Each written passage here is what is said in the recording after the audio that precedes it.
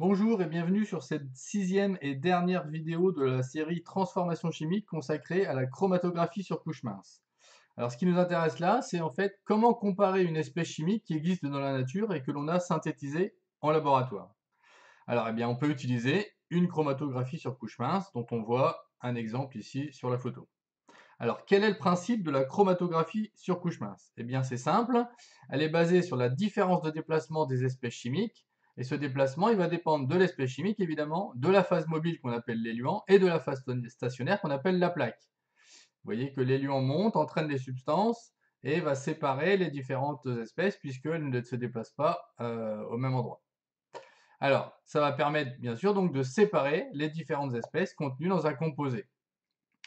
Alors, comment faire une chromatographie? Pour commencer, le matériel. Alors, le matériel nécessaire, eh bien, on a besoin d'une cuve pour l'élution, d'une plaque, d'un crayon de papier, d'une règle, d'une pipette Pasteur ou de pic et d'un séchoir éventuellement.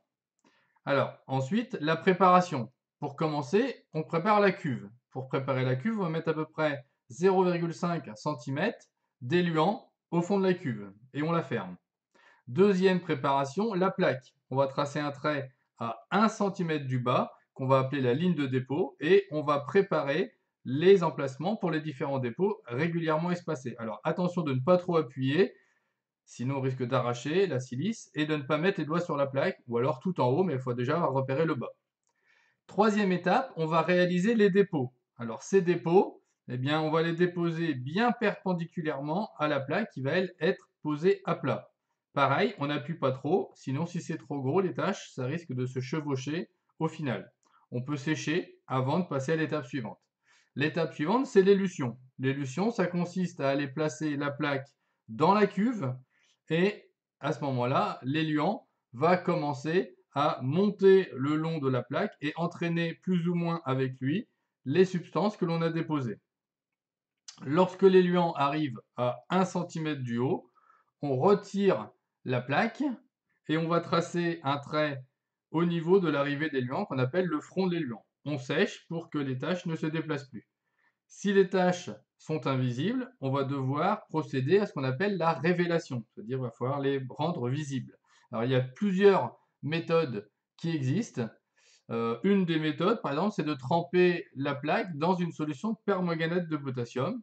La deuxième, c'est de passer la plaque, si elle est spécifique, sous une lampe à ultraviolet. Alors, maintenant, on va s'intéresser à l'exploitation de la chromatographie. Qu'est-ce qu'on en fait de cette chromatographie?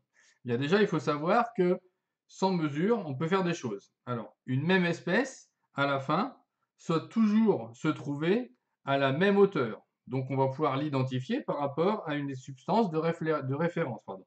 Donc, par exemple, ici, sur la substance X, on voit qu'on a une tâche à la même hauteur que A, ce qui veut dire que ça contient du A. Pareil, on a une même tâche à la hauteur que celle de B, donc ça contient aussi du B. On peut conclure aussi deux choses, évidemment, c'est que l'espèce X est un mélange, puisqu'elle contient au moins deux espèces chimiques. Par contre, A et B sont des espèces chimiques, puisqu'il n'y a qu'une seule tâche.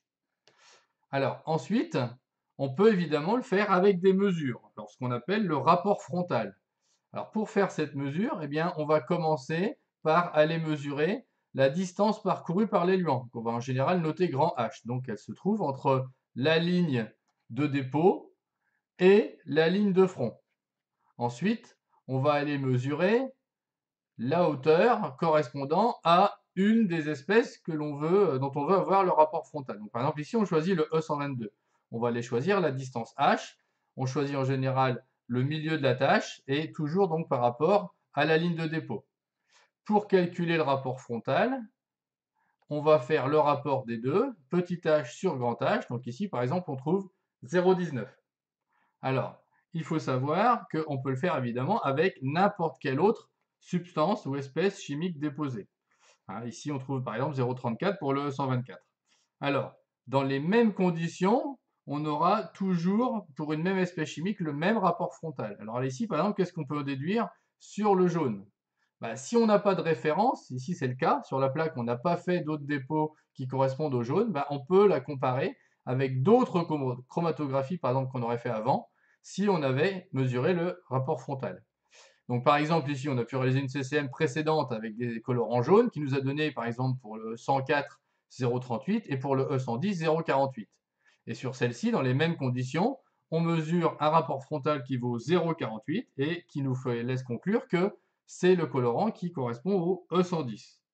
Donc, on va pouvoir comme ça identifier des espèces chimiques, même si ce sont des espèces synthétiques.